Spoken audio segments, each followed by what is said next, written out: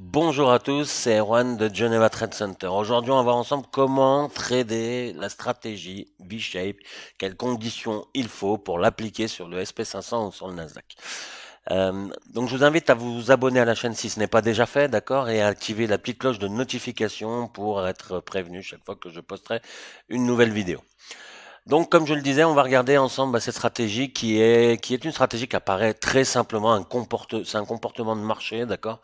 C'est vraiment une pattern, une figure qui se présente très souvent sur le marché du SP500. Alors, si on devait, pourquoi je parle du SP500 et du Nasdaq, c'est parce qu'on va, d'accord, analyser le SP500, mais on va intervenir sur le Nasdaq. Alors, ce qui est important, c'est d'essayer de vraiment repérer cette figure sur le SP500 parce que si vous regardez un graphique du Nasdaq, vous n'aurez pas vraiment l'impression de pouvoir voir ce scénario-là, alors qu'il est très lisible sur le SP500. D'accord? Donc je rappelle, pour une petite info, c'est que le SP500 est un marché qui dirige la séance US, donc c'est important, c'est lui que vous devez analyser pour comprendre ce que va faire le Nasdaq. De toute façon, ils sont corrélés positivement, d'accord? Donc vous avez tout intérêt à analyser le SP500 pour faire vos entrées. Alors, si on avance un petit peu sur le setup, d'accord, donc là je vous ai parlé des marchés. Naturellement, on avait un inside day. C'était une config qui était totalement parfaite. On reste dans la suite de la vidéo précédente dans laquelle je parlais aussi de l'inside day dans un autre cas. Et ce qui est formidable, c'est qu'en plus, à la suite de cet inside day, d'accord, donc pour ceux qui ne savent pas ce qu'est un inside day, bah, vous avez une autre vidéo, d'accord, qui vous explique ce que c'est, mais je vais vous le remettre un tout petit peu après. D'accord, vous allez voir à quoi ça ressemble. Et puis cet inside day était composé d'un inside TPO. Alors, on va encore plus dans la précision. Et derrière, on était sur un fond de tendance haussière. Donc naturellement, qui moi tendance de fond haussière. Le marché action est un marché dans lequel on va éviter d'être contrarien. Donc du coup, bah voilà, je savais qu'idéalement, ça allait être déjà ça qui allait se faire. Donc mon V-shape, c'est une figure qui apparaît quasiment uniquement à l'achat, d'accord? Il y a plein de gens qui vous diront, ouais, mais on pourrait l'avoir dans l'autre sens et tout. Non, d'accord? Les marchés actions sont à acheter principalement et pas à vendre, d'accord? Donc, naturellement, on va pouvoir quand même initier des positions short, mais moi, je vous conseille vraiment de plutôt attendre des retracements dans ce cas-là, même en cas de tendance baissière. D'accord? Alors, mais il va falloir faire attention naturellement, mais il va falloir être plus prudent. Mais je vous encouragerai toujours à des achats sur le SP500. Si on passe directement au slide, donc du coup, si on regarde côté analyse technique, je vous ai mis un graphique ici en 4 heures, juste pour une seule raison, c'était juste de constater qu'on avait ici une tendance haussière, voilà, principalement sur le fond en 4 heures, donc voilà, naturellement, je suis plutôt acheteur. Ici, on peut s'apercevoir d'une chose, par contre, attention, c'est que, vous voyez, hop, on est quand même sur le haut de la tendance haussière. Donc voilà, on va faire attention quand même à nos achats, faut qu'ils soient bien mesurés. L'avantage, encore une fois, de observer le V-shape, ok, c'est que comment expliquer? C'est que ça va vous donner le timing. On n'aura pas besoin de rentrer sur le marché si on ne le voit pas, d'accord? On va pas essayer d'imaginer, tiens, où sera mon prochain V-shape. Non, on va laisser le marché avancer. Chaque jour sera traité différemment. Donc du coup, chaque jour, vous attendez l'ouverture US et derrière, eh ben, on va observer cette figure si elle se déroule. Et si elle se présente, ben, elle va se dérouler de la manière suivante. D'accord? Donc là, on voit la tendance haussière. C'était juste ça qu'il fallait retenir. Par contre, voilà, si je zoome ensuite sur le graphique qui est en 5 minutes, d'accord? On avait ici, il est 15 heures, d'accord? Donc grosso modo, vous savez que les marchés 15 heures, 15h30, le marché des contrats futurs, en tout cas, le marché du cash côté US, le départ en ce moment c'est 15h30. Je dis en ce moment parce que naturellement ça dépend de l'heure d'été ou de l'heure d'hiver. L'hiver, on sera plutôt autour de 14, on sera à 14h30, ok. Voilà, donc si on regarde graphiquement parlant, ok, on a un mouvement baissier qui s'est initié, d'accord, durant la session européenne. Voilà, un petit retracement, et ici, on a, d'accord, notre range qui s'est fait, d'accord, juste avant la session, l'ouverture du marché US. Et puis quand on a le marché US qui ouvre, d'accord, donc là, on a ok, notre V-shape qui se dessine. Le V-shape, c'est exactement ça. Alors, je vais vous le redessiner comme ça, ce sera beaucoup plus simple. Ça, hop, hop, ok. Et ensuite, voilà, on a une hypothèse, c'est d'aller chercher en tout cas le plus haut précédent, d'accord, de la session européenne. Alors, comment on va pouvoir traiter ce marché-là? Enfin, ce scénario-là, on a notre baisse, d'accord? Ici, Voilà, on a notre range, notre V-shape, un range. Et là, quand on est à ce moment-là, on est d'accord que là, à ce moment-là, on voit déjà notre scénario qui se dessine. Donc la stratégie, elle consiste, je m'excuse, la stratégie, elle consiste à quoi? Elle consiste vraiment à, hop, à tirer un trait là, qui va être marqué grâce à ce bottom là, notre phase de reine, notre cassure, et quand on revient toper le prix là, voilà, et que là on avait ça en référence, bah naturellement on voit notre petite box ici, on voit la bande, on a même la bande de Bollinger qui nous montre qu'on n'est pas prêt à aller plus bas. Bon bah voilà, tout ça c'est identifié comme une zone de rejet, et du coup notre entrée va se faire dans ces prix-là pour aller chercher, d'accord, les plus hauts. Maintenant, si je passe justement, ce qui est intéressant, c'est que si je passe sur le market profile, voilà, au niveau des scénarios, d'accord, analyse de profondeur. Ok, donc on voit, hein, on attend l'US, d'accord, c'est ce que je vous ai montré ça juste avant, d'accord, dans la description sur l'analyse technique, pardon, du graphique. Là, par contre, maintenant, si je regarde, donc du coup côté market profile, au niveau de la structure de marché, ben notre jour, on a le V-shape, hein, notre V-shape il est là, d'accord. Par contre, ici, qu'est-ce qu'on constate, c'est que les 2 jours d'avant ont marqué un inside day. Alors voilà, ça fait l'occasion pour ceux qui ne savent pas ce que c'est de le repérer. On avait eu un jour, ok, plus grand que le jour suivant.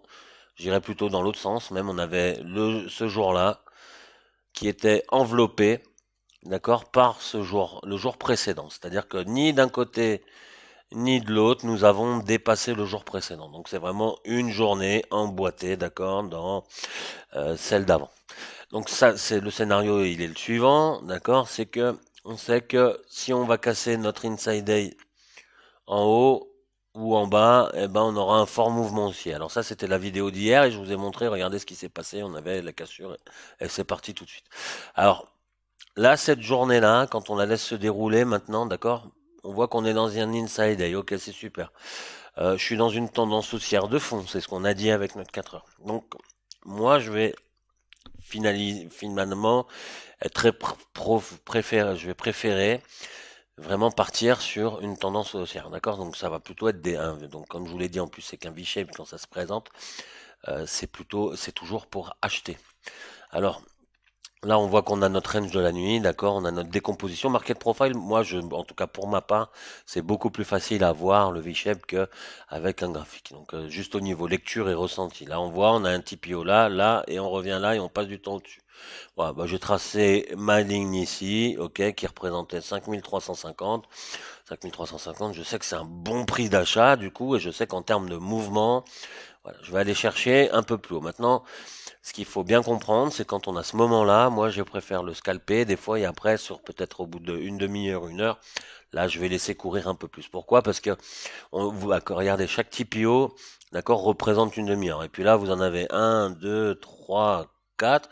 C'est-à-dire que tout le mouvement là, il s'est fait en 2 heures. 2 heures, 2 heures et demie. Donc, vous avez d'abord quand même intérêt à comprendre, c'est que le marché, bah, si dans sa demi-heure, il a certainement du coup aller chercher des prix plus hauts, mais revenu à des prix. Chercher des prix plus hauts, etc., etc. Donc, d'accord, en 30 minutes, il n'est pas monté juste d'un coup et resté collé là-haut. Donc, c'est important de comprendre, d'où l'intérêt du scalping, c'est de cumuler déjà, quand vos scénarios commencent à se dessiner, c'est de cumuler déjà. J'achète, ok, je scalpe. En plus, l'intérêt, c'est de rentrer sur le Nasdaq justement pour qu'on puisse vraiment ben, profiter des petits mouvements durant la phase les 3-4 demi-heures où on reste quand même au-dessus de ce prix-là, comme ça on a fait déjà un coussin qui est super intéressant. Et derrière, on laisse partir le marché et après on peut laisser un trade un peu plus. Alors, ce qui était super, alors en complément c'est pas simplement ok j'ai cette ligne là etc et j'achète là, c'est qu'en plus regardez on avait un inside TPO dans notre V-shape, c'est-à-dire que là ok on a toujours notre descente, ok là on a notre départ et entre deux on a vraiment notre pointe, notre V avec un inside TPO. Alors là vous le voyez pas bien mais la grande lettre ici bah, c'est le Q, d'accord, et la grande lettre après c'est le R. Donc on a vraiment une lettre Q, d'accord, un TPO Q qui enveloppe très proprement le TPO R. Donc bah là, qu'est-ce que ça indique? Ok, bah simplement que on va pouvoir, d'accord, utiliser non seulement la, la visibilité, on va dire, du V-shape qui se présente sous mes yeux, mais en plus, je vois que j'ai un inside TPO.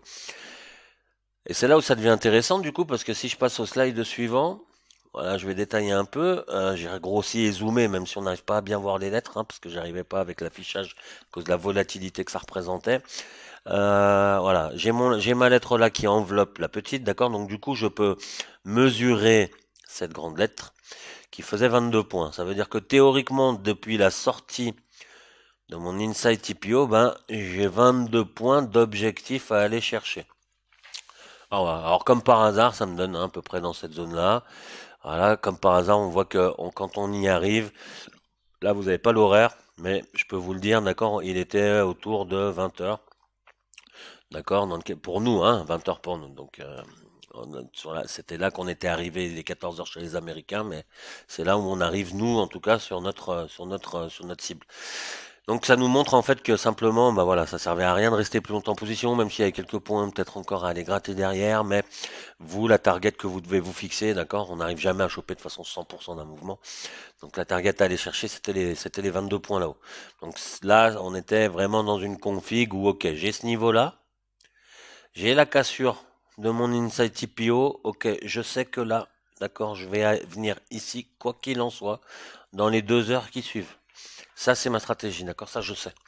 Donc là, j'ai mis toutes les configs en place, en tout cas, pour comprendre comment je pouvais gagner de l'argent à travers ça et en combien de temps. Parce que le timing est le plus gros ennemi du trader. Maintenant, au niveau risque, bah, ce qui est important, parce qu'on n'en parle pas souvent quand même, c'est que dans ce cas-là, bah voilà, j'ai la cassure de l'Inside TPO.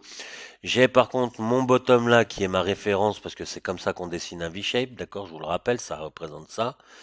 Donc c'est normal que ce soit ce prix-là qu'on revienne le tester. Ok, donc faut pas s'inquiéter si on rentre, s'il y avait des gens, par exemple, si vous êtes qui sont rentrés sur la cassure de là, sur l'inside, c'est normal qu'on vienne chatouiller ces prix-là. D'accord. Par contre, on ne doit pas aller plus bas. D'où le fait que en termes de risque, moi j'ai vraiment ce niveau-là qui est à analyser. Donc on est à 5350. 5350. Donc c'était la zone de prix sur laquelle je dois rentrer. Idéalement, moi, bon, j'aurais pu rentrer sur 5352 pour être sûr d'être exécuté, ce qui m'amène à 2 points, plus la marge derrière ce niveau-là d'environ 2-3 points.